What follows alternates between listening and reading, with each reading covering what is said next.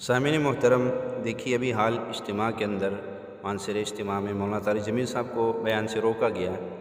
بات یہ ذہن میں آتی ہے کہ وہاں پر جو بیان کرنے والے اس میں تقریباً 4 شخصیت ایسی ہیں جو بالکل عالم نہیں ہے،